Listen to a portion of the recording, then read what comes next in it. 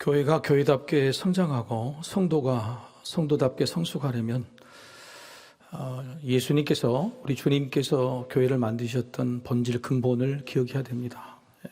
왜 주님께서 교회를 만드셨는가? 그것은 영혼 구원이죠. 그래서 영혼을 구원받은 사람들이 모인 곳이 교회고, 또 그렇게 구원받은 사람이 또 다른 영혼들을 구원하려고 노력하는 것이 교회의 본질입니다.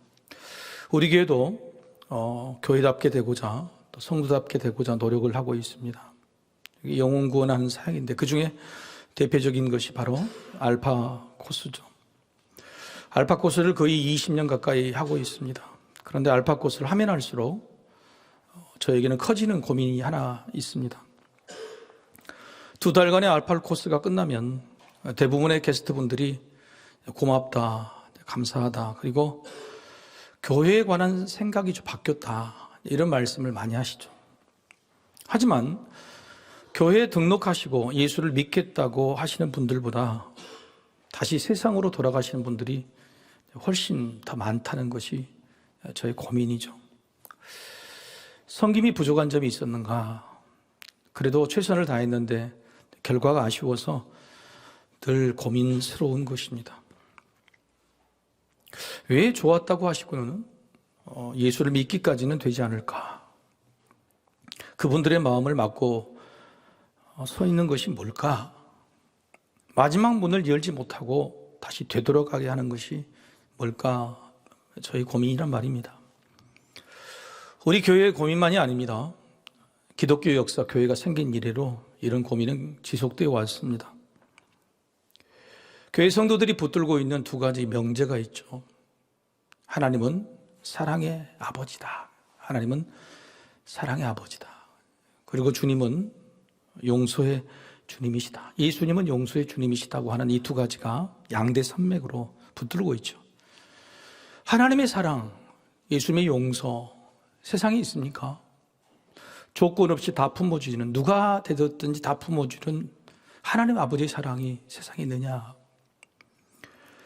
잘잘못을 따져서, 아니 잘해도 경쟁과 비난과 시기로 무너뜨리는 것이 세상인데 잘못을 품고 용서해주는 그런 예수님의 용서가 과연 세상에 있느냐?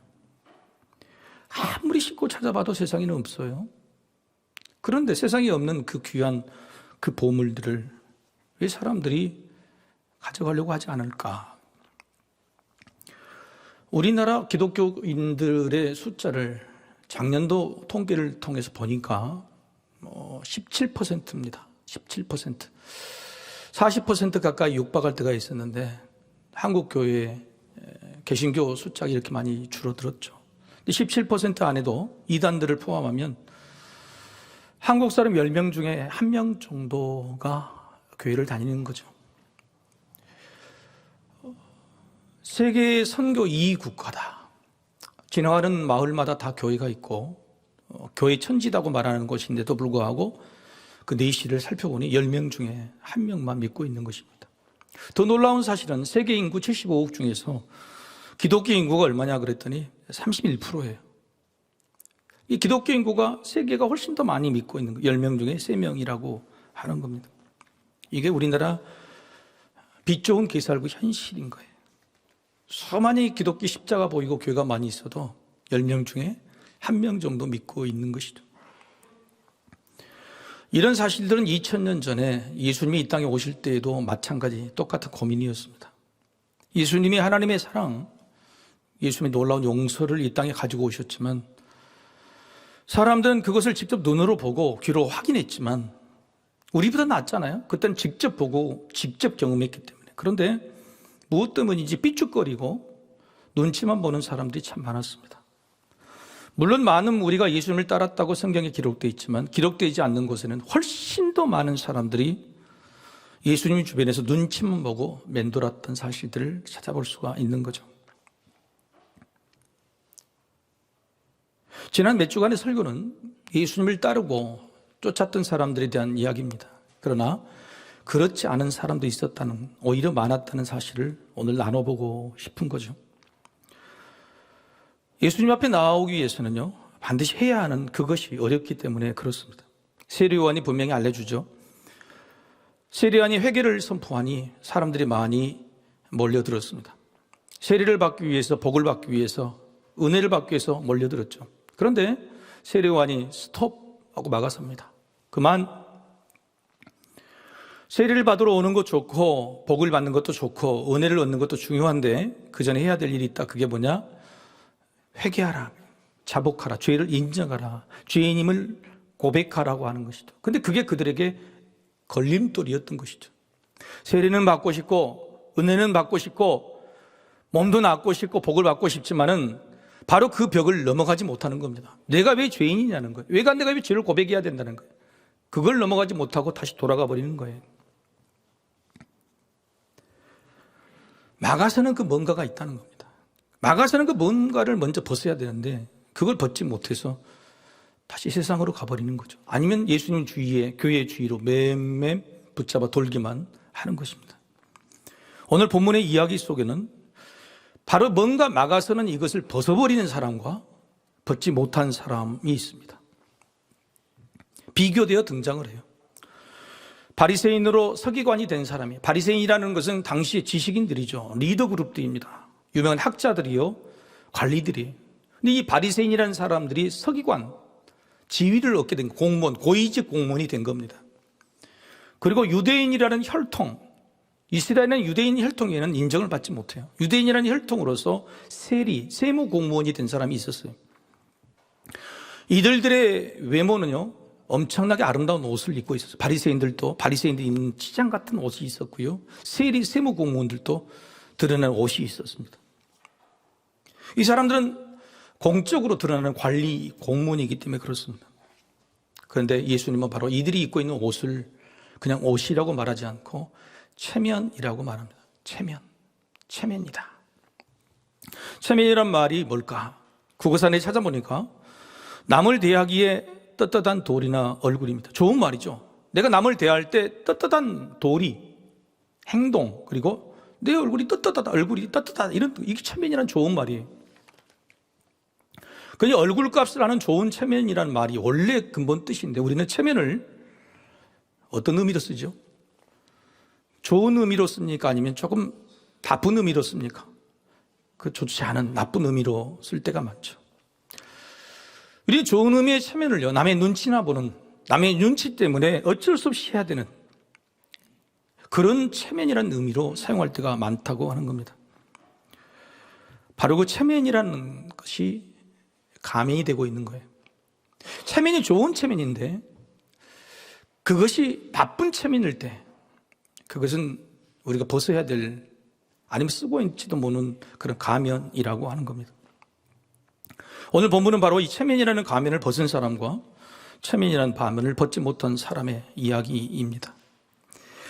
체면을 벗은 사람들은 예수님께 몰려왔습니다. 몸이 아프죠? 죽을 것 같지요? 살기가 퍽퍽합니다. 이런 사람들은 체면을 입고 있을 이유가 없어요. 가면을 벗어 던집니다. 그리고 예수님 앞으로 몰려왔어요.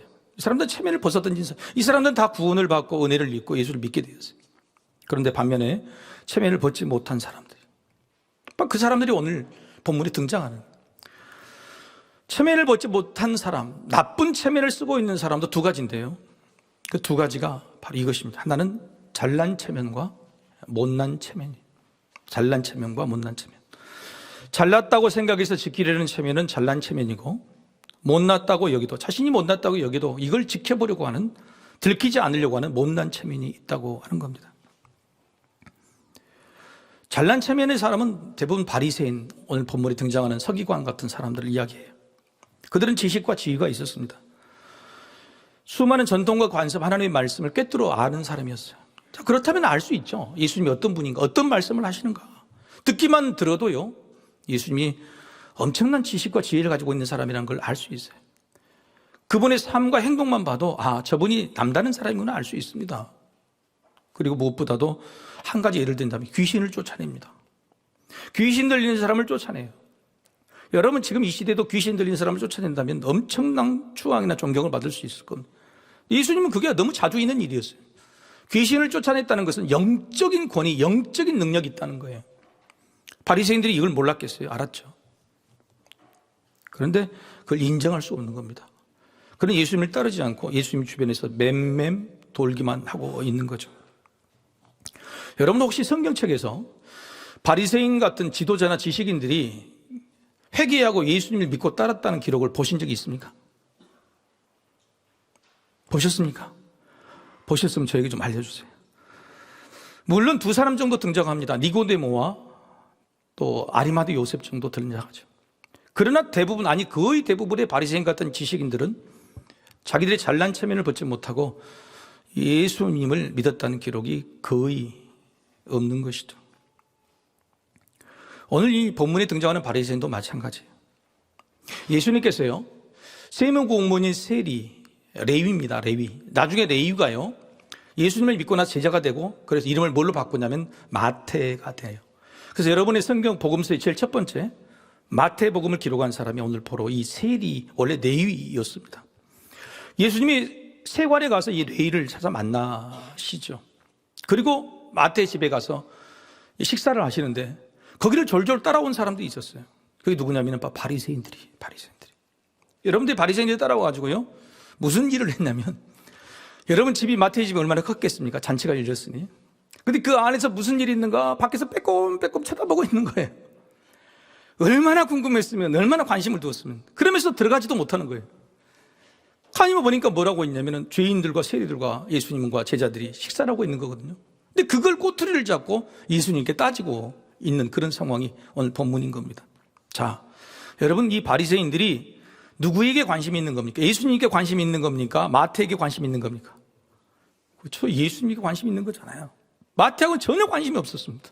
저들의 눈은 예수님이 어떤 분인가 이미 알고 계고, 그리고 예수님이 어떤 일인가 졸졸 따라다녔고, 심지어는 담 너머에서 예수님이 무슨 일을 하신가 쳐다보고 있었던 것이죠.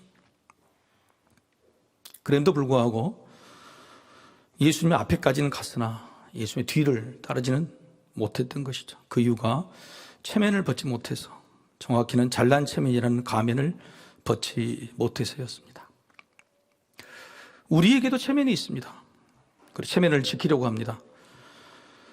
하지만 정말 우리가 지키려고 하는 체면이 꼭 지켜야 되는 체면인가요? 그리고 그 체면을 벗어 던지면 우리가 우리 인생의 실패를 인정하는 것과 같습니까? 그 체면을 꼭 지켜야만 내 인생이 행복할까요? 그 체면 때문에 나는 내가 지금 살아가고 있는 것일까요? 하나님께서는 성경 말씀을 통해 늘 하시는 말씀이 있었습니다. 내가 이런 사람에게 복을 준다. 이런 사람에게 복을 받는 사람이 누구냐면 바로 겸손한 자예요.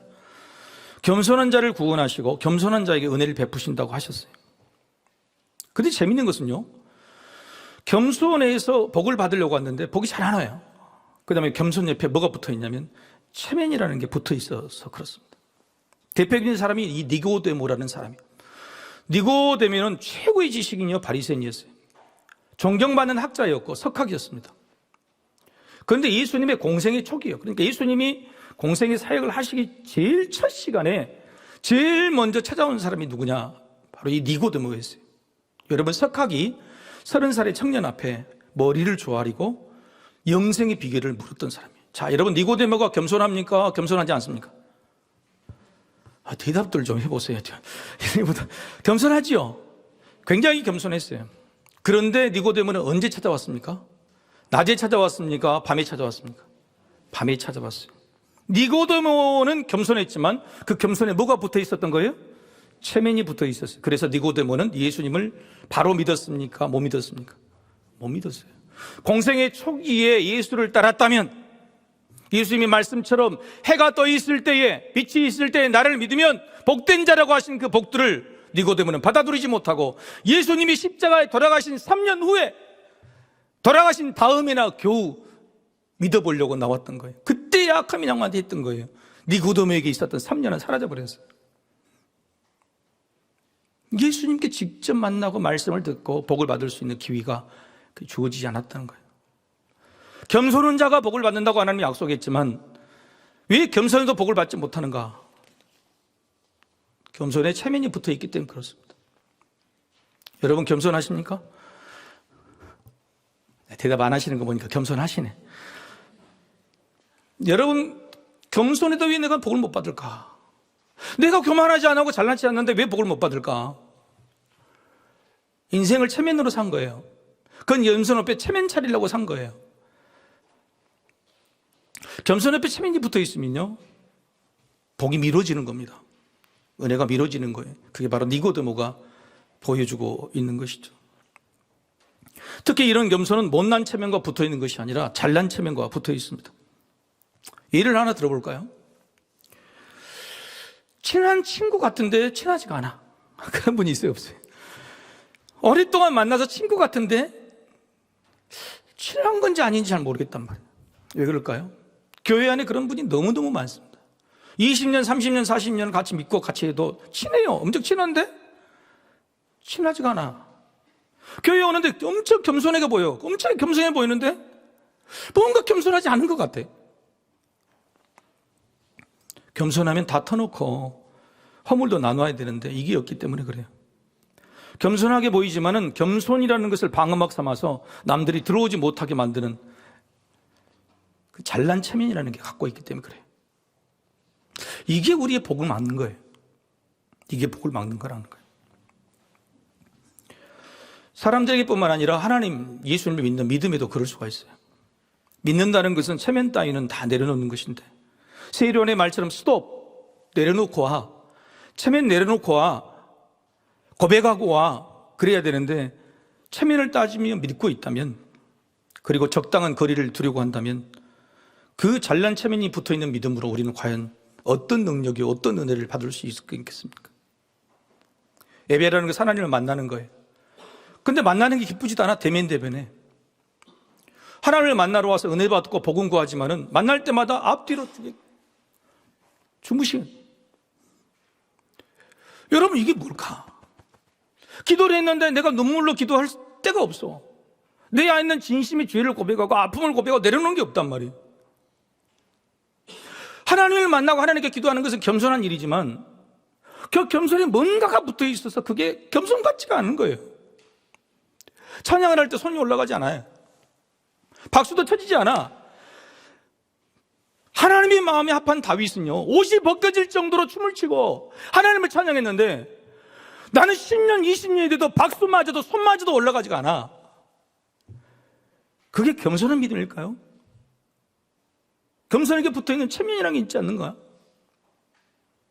왜 우리에게 복이 안, 왜 예수 믿어도 우리에게 복이 없는가? 그 잘난 체면이 뭔가 붙들고 있는 겁니다. 반면에 오늘 본문 말씀 속에 주인공 레위, 마태라는 이름으로 불려서 나중에 마태복음을 썼던 그 사람, 이런 바리새인과 달리 잘난 체면이 아니라 못난 체면이었어요. 자, 못난 체면이 뭘까요? 화면을 보고 같이 한번 읽어보십시다. 못난 체면. 자, 시작. 못난 체면은 자책감, 즉 자신을 못나게 여기는 마음입니다. 자신을 못나게 여기는 마음이 바로 못난 체면이에요. 자신을 못나게 여기는데요, 그 못나게 여기는 것을 들키지 않으려고 하는 거예요. 그 못나게 여기는 것을 아니라고 부정하는 거예요. 그게 못난 체면이에요. 당시 세리는 돈을 많이 벌었습니다. 그런데 백성들에게 매국노라는 이야기를 들었어요. 왜냐하면 세금을 걷는데 로마 당국에 광주 동구라는 지역을 불화를 받습니다. 먼저 돈을 주고 1,000만 원을 주고 사요. 1,000만 원을 주고 광주 동구를 사서 세금 징수권을 얻는데 1,000만 원을 냈으면 1,000만 원만 걷겠습니까? 얼마를 걷겠습니까? 1억 정도가 아니고 10억 정도를 걸었어요. 어마어마한 액수를 걷었어요. 그러니까 내지 못한 사람까지 자기 인건비까지 전부 다 착보하는 겁니다. 그러니 매국노라는 소리도 듣고 부자 죄인이라는 이야기를 듣게 된 거죠. 여러분, 레위도요 이런 소문을 알고 있었어요. 왜냐하면 자기도 세리였으니까. 그런데 성경에 나타나는 세리가 2명 있어요. 여러분, 세리가 이름이 나타나는 세리가 2명이 있죠. 누구죠? 오늘 그냥 벽하고 제가 이야기. 삭개오죠. 삭개오라는 세리가 있었고 오늘 본문에 레위라는 세리가 있었어요. 그런데 삭개오는 아버지 이름이 나오질 않습니다. 삭개오의 아버지 이름이 나오죠. 그냥 삭개오예요. 세리 삭개오. 그런데 오늘 레위는 아버지 이름이 나와요. 그렇죠? 알페오입니다. 14절에 보면 알페오의 아들 레위라고 기록이 되어 있어요. 이 말은 무슨 말이냐? 신학자들이 이렇게 해석해요. 레위의 아버지도 세리였고 그 다음에 레위도 세리였다. 그럼 레위는 얼마나 억울하겠어요? 이런 변명도 할 수 있을 겁니다. 내가 세리하고 싶어서 하냐고. 우리 아버지가 세리여서 나도 그거 물려받은 것 뿐이라고. 내가 죄를 짓고 싶어서 그러냐고. 어쩔 수 없이 죄를 짓는 거 아니냐고. 나도 억울하다. 나도 내 인생이 원망스럽다고 얼마든지 이야기할 수 있는 것이죠. 하지만요, 못난 체면을 가지고 있는 사람의 대표적인 특징이 바로 이 변명이에요. 핑계예요. 못난 체면을 가지고 있는 사람이 제일 많이 보이는 것이 핑계와 변명이 많아요. 핑계와 변명이 많은 사람 보면요, 그 안에 있는 자책감, 그걸 들키지 않으려고 발버둥치는 것들이 모습이 보일 수가 있는 거예요. 여러분, 우리도 그럴 수 있죠. 주님이 이 땅에 와서 살아보십시오. 그때 말고 21세기에 와서 살아보십시오. 얼마나 힘듭니까? 밥 먹고 살기가 남들을 죽게 하니까 살 수 있는 것이고, 거짓말이야 살 수 있고, 예수 믿 고고하고 깨끗하고 사랑스러우면 죽습니다. 이게 현실이고 이게 삶이고 어쩔 수 없다. 우리는 그렇게 주님 앞에 이야기하죠. 근데 그게 바로 못난 체면인 거예요. 못난 체면을 가진 사람의 핑계와 변명일 뿐이라고 하는 거예요. 여러분, 못난 체면으로 변명하는 거, 그것도 못났지만 더 못난 것은 자책감 뒤에 숨어버리는 것입니다. 자신을 못나게 여기는 자책감은요, 스스로를 꽁꽁 감싸는 재주가 있어요. 아니, 그 안에 숨기가 참 좋습니다. 회개의 마음, 양심의 가책은 다 받아요. 여러분도 지금 오늘 말씀을 들으면서 벌써 얼굴이 굳어지는 거 보니까 회개와 양심의 가책들이 있을 겁니다. 저를 욕하고 지금 날카롭게 눈총을 쏘고 계신 분도 계시죠. 그러나 누구나 회개의 마음, 양심의 가책은 있다고 하는 겁니다. 그런데 죄가 들통이 나면 체면이 땅에 떨어지죠. 그런데 체면이 떨어지지 않아도 되는 방법이, 그게 뭐냐? 자책이에요, 자책. 자책감에 숨어서 스스로 벌을 주는 것으로 조용히 덮어버려요. 내가 다른 사람에 내놓거나 주님께 내어놓지 않고요, 스스로 양심의 가책, 회개의 마음이 들면요, 스스로 자기에게 벌을 주는 거예요. 그리고 덮어버려요. 자책감의 뒤에 숨는 거, 이게 못난 체면 가진 사람들. 영원토록 성장과 성숙이 없어요. 본문에 등장하는 레위도 이런 자책감에 쌓여 있었던 것 같습니다. 그래서 여러분, 삭개오는요, 어떻게 주님을 만났어요? 세상 사람들이 자기를 세리라고 욕을 했어도요, 주님 오니까요, 뛰쳐나왔잖아요. 키가 작죠? 짜리몽땅하니 어디 올라갔습니까? 뽕나무 위에 올라가서 주님을 만났다는 거예요. 왜 주님이 눈에 띄어서 삭개오야 이렇게 온 거예요. 그런데 오늘 세리 내일은 어떻게 됐습니까? 세관에 꽁꽁 숨어 있었어요. 여러분, 이 세관이요, 가버나움 세관이에요. 가버나움이란 건 예수님의 본무대예요. 제일 사역을 많이 했던 것이고 고향처럼 일했던 것이. 레위가 일 못 들었겠습니까? 수많은 사람들이 예수님을 다 이리 가고 저리 가고 매일매일 들여온 속에 예수님인데 자기는 거기 나갈 생각 없이 세관 속에 꽁꽁 숨어 있는 겁니다.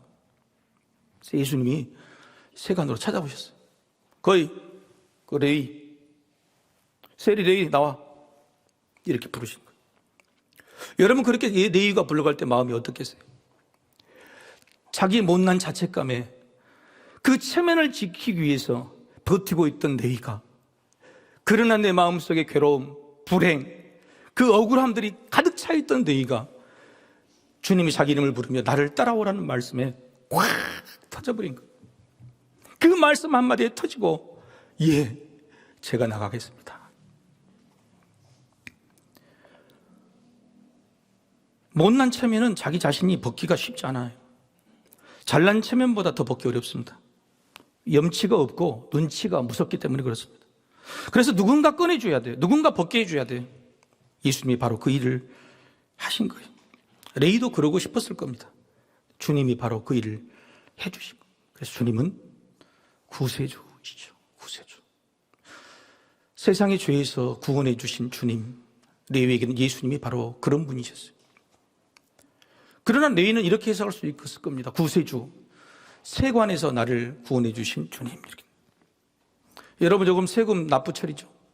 세금에서 나를 구해 주신 주님, 구세주. 웃으라고 한 소리 좀 웃어보세요.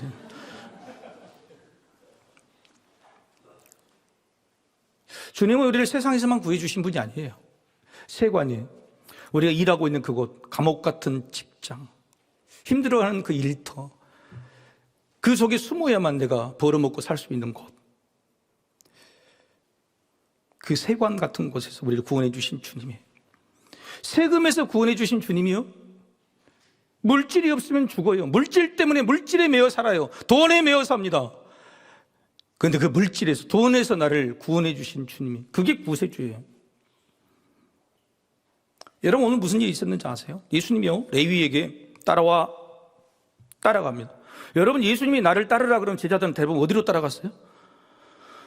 그 다음부터 고생 시작이잖아요. 그죠? 광야에서 전도하러 다니고 사늘 앞에서 일들 하고 다니는데, 희한하게 오늘 레위는요, 나를 따르라 해놓고는 어디로 갔냐면, 놀랍게 세리 자기 레위 집으로 간 거예요. 집으로.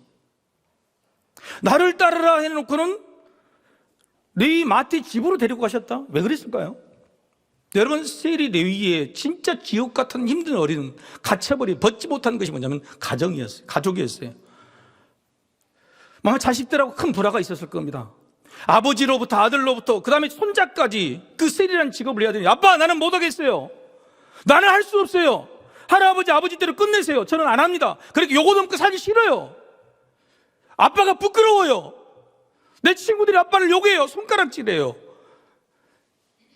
이 마태가 여러분 얼마나 힘들었겠어요. 집에서도 그런 욕을 얻어먹고 사는 거예요. 진짜로 벗어야 될, 체면을 벗어야 될 곳, 정말 그곳에 행복을 누려야 될 곳은 사실 레위의 집이었던 겁니다. 가족이었던 겁니다. 예수님 그걸 아시고 사실은 어쩌면 레위의 집으로, 마태의 집으로 이끌고 가신지를 몰라요.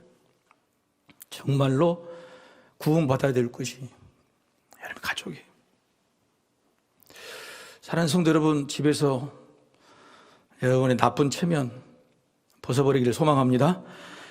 잘난 체면, 못난 체면 다 벗어버리세요. 부모라면, 아버지 어머니라면 자녀들에게 잘못했다고 말해야 돼. 미안하다고도 말해야 돼.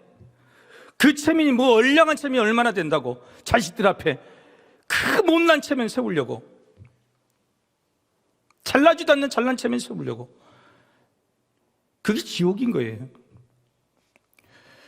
주님이 아무리 우리에게 천국을 가지고 주님이 우리를 구원해 주시려고 해도 우리가 잘난 체면이나 못난 체면을 벗지 못한다면 그만큼 행복은 미뤄지는 거예요. 자연 미뤄지게 되는 거예요.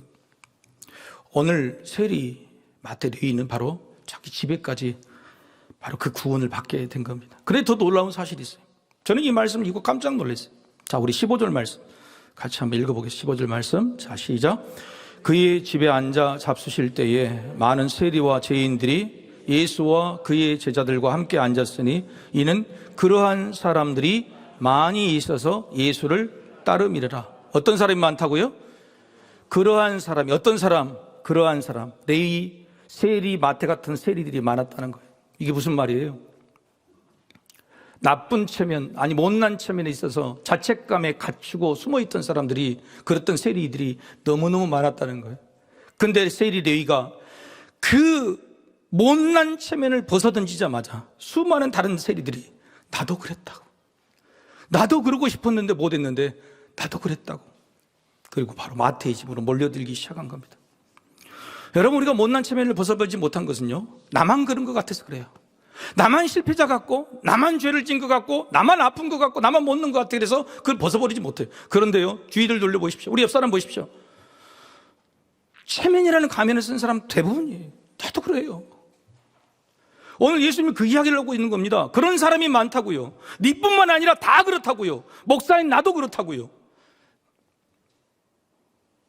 두려워하지 마십시오. 못난 체면을 내려놓는 거 두려워하지 마시라고. 전부 다 그 못난 체면을 붙들고 사는 사람이. 그러나 그것을 내려놓을 때에 주님 우리에게 주시는 진정한 자유, 행복, 구원이 바로 거기 있다는 것이죠. 여러분, 우리는 어떻습니까? 아니, 알파 코스를 받고 다시 세상으로 돌아가 버린 그 사람들은 어떤 것 때문에 그랬어요? 잘난 체면이든 못난 체면이든 체면이라는 것에 갇혀 있었기 때문에. 그 체면의 대표적인 핑계가 뭔지 아십니까? 나는 조상에게 제사를 드려야 된다. 조상에게 제사를 드려야 돼. 여러분, 제사라는 것이요, 체면에서 시작된 거 아시죠? 이 땅에 있는 리더자, 조선시대 리더, 지도자라는 자기 정권을 세우기 위해서 제사라는 제도를 가져와서 자기 체면을 높이는 겁니다. 체면을 세운 거예요. 그래서 이 제사가요, 우리나라에서는 체면을 세우는 방법으로 된 거예요. 잘 살아 못 사나 지위가 낮으나 제사를 뻑적지근하게 드리면 체면이 서는 겁니다. 제사는 그렇게 이용했어요. 그리고 그 잘난 지도자들은 체면이라는 말을 뭘로 바꾼지 아세요? 한번 따라해 봅시다. 채통으로 바꿨어요. 그렇게 체면을 차려야 채통이 선다고 이야기했어요. 그래서 그 모든 것들은 바로 그렇게 시작한 것이에요. 여러분, 그래서 체면이 세워졌습니까? 그래서 채통이 세워지는 겁니까? 여러분, 이 체면을 벗어던지지 못하면요, 이게 고착이 되고 위선이 됩니다. 외식이 돼요. 국민일보 칼럼에요, 소돔인의 자선이라는 제목의 우화가 있어요. 소돔은 뭐냐면 죄를 지은 고을이었는데 불로 심판을 받아서 멸망 다 죽게 된 이 소돔 마을에 사는 소돔인의 자선, 그 사람이 구제, 가난한 사람을 도와줬다고 하는 우화를 소개해 드립니다. 소돔인들은 가난한 나그네가 흘러들어와 적선을 구하면 자기 이름이 새겨진 금 조각을 주곤 했습니다. 그 금 조각을 받은 그 나그네는 얼마나 감사한지 굽신굽신 감사함을 표했죠. 그러나 이들은 곧 절망하게 되었어요. 왜냐하면 소돔성에는 나그네에게 음식을 팔아서는 안 된다는 법이 있었기 때문에 그래요. 나그네는 손에 금조각을 쥔 채 굶어 죽을 수밖에 없었습니다. 그들이 죽고 나면 나그네에게 음식을 팔 수 없다는 법을 알고 있었던 바로 그 소돔인들, 그 금조각을 주었던 그 사람들이 와서 대단히 슬픈 표정을 지으며 자기 이름이 새겨진 그 금조각을 되찾아가곤 했다. 이게 바로 소돔인의 자선입니다. 여러분, 우리가 체면으로 돕고 있지는 않나요? 체면으로 사랑하고 체면으로 예배하고 있지는 않나요? 그리고 훗날 주님 만나게 될 때에 우리가 베풀었던 사랑이나 예배나 기도나 이런 것들에 내 이름을 쓴 것을 찾아가려고 하진 않나요? 우리가 소돔인과 다른 것이 뭐가 있습니까? 한국교회가 그랬습니다. 한국교회가 베풀었던 모든 것들은 체면에 따른 거였어요. 그래서 훗날 그 금조각에 써진 이름을 쪼가기를 찾아가기 바빴어요. 혹시 우리도 그렇게 살지 않았습니까? 체면의 좋은 의미, 즉 도리를 행하고 얼굴이 떳떳하기 위해서는 오히려 체면을 벗어야 돼요. 세리 레위는요, 좋은 체면이든 나쁜 체면이든 잘난 체면이든 못난 체면이든 벗어던져서 복을 받았습니다. 첫 번째는요, 친구들을 얻어야 됐어요. 누가복음 5장에는 오늘 레위가 베푼 잔치를 큰 잔치라고 표현했어요. 수많은 자기 친구들, 알지 못했던, 그나마 똑같이 숨겨 있었던 그 세리들이 커밍아웃해서 자기들이 친구가 된 거예요. 수많은 죄인들이 자기 집에 왔어요. 여러분, 자기가 체면을 벗어던지면요, 외롭지 않아요. 친구들이 생깁니다. 진짜 친구들이 생겨요. 구역 모임이나 소그룹에서요, 10년, 20년을 모여도 체면을 내려주지 않으니까 친구가 안 되는 거예요. 교통이 안 되는 겁니다. 위로가 못 받는 거예요. 우리 교회도 다 같이 돌자 동네 한 바퀴 다돌동을 하죠. 이 다돌동을 10년 전에 시작했을 때요, 많은 성도들이 그랬어요. 목사님, 우리가 창피하게 먼 이 직갱이로 가서 저기 휘질 줍고 다니냐고, 양파가 얼마나 된다고 그거 나눠주고 다니냐고, 그런 거 하지 말고 그냥 목사님 돈으로 도와줍시다. 여러분, 그걸 깨뜨리기 위해서인 거예요. 그러니까 알량한 체면, 세울 필요도 없는 그런 체면을 깨뜨리기 위해서 그 일을 한 거예요. 그게 진짜기 때문에 그렇습니다. 그것이 우리에게도 복이 되기 때문에 그래요. 세리 레위는요, 못난 체면을 벗어던져서 친구들을 얻게 됐어요. 그리고 진짜 사랑이 뭔지 가정까지 회복이 된 것입니다. 여러분, 못난 체면을 과감하게 벗어던지는 사람이 누구냐면 대표적인 사람이 수로보닉의 여인이에요. 수로보닉이라는 말은 이방 여인입니다. 이방 여인들은 유대인 땅에 오지도 못하고 가까이 올 수도 없었어요. 그런데 이 여인의 딸이요, 귀신이 들렸습니다. 귀신 들린 딸이를 아무리 고치려고 해도 고칠 수 없자 나중에 예수님의 이야기를 듣고 용기를 내서 이방인인데 찾아옵니다. 그런데 예수님이요, 놀랍게도 이렇게 대하세요. 마가복음 7장 27절이죠. 예수께서 이르시되 자녀로 먼저 배불리 먹게 할지니 자녀의 떡을 취하여 개들에게 던짐이 마땅치 아니하니라. 예수님이 뭐라고 하셨어요? 너 개다 그래서 개다고. 여러분, 예수님이 아무리 박절하게 돼 있어도 그렇게 온화하고 사랑에 많으신 예수님이 입에서 개야, 너 개야, 너 개에게 나 먹이 안 줘, 그렇게 말할 수가 있을까요? 이해가 되지 않는 부분이죠. 왜 이렇게까지 하시면 안 됐을까? 그냥 안 주신다고 하면 되는 거 아닙니까? 근데 너 괴야 라고 말하는 거예요.